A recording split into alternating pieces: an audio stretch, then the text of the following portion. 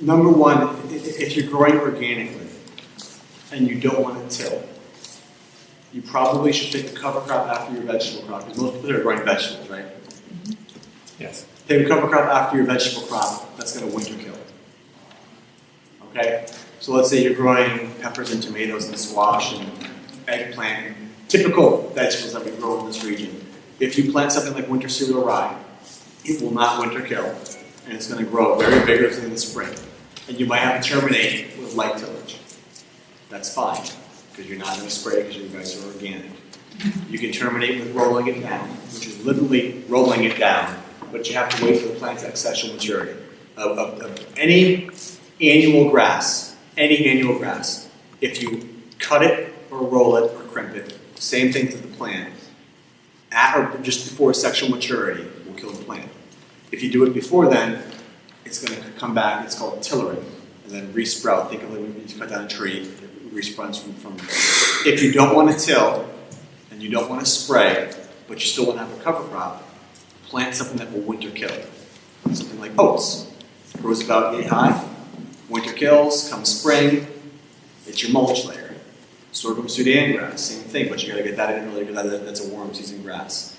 Radishes and other things after the other crops.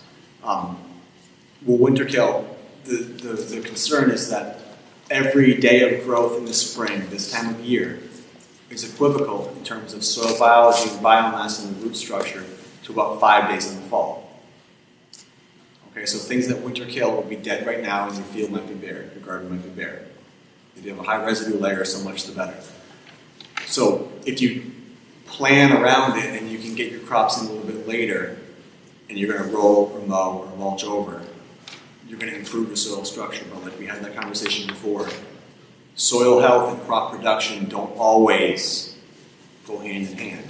There are always trade-offs. So you have to pick your toolbox, take the tools you have available to you as gardeners, and pick and choose how you're going to address that resource. If I showed you guys a picture of what my gardens look like right now, it's a mess. Most people would hate it. I mean, I've got last year's crop, I've got mulch, I've got covers growing up through, I've got winter rye, and I've got lettuce coming in through the winter rye. I don't even know what I'm going to do to terminate my rye because it's not like I can spray. I don't spray. And I can't roll because lettuce is intermingled with it because I just let that come back. And I'm probably going to be out there with a pair of hand shears cutting individually, but I'm just made in my own garden bed.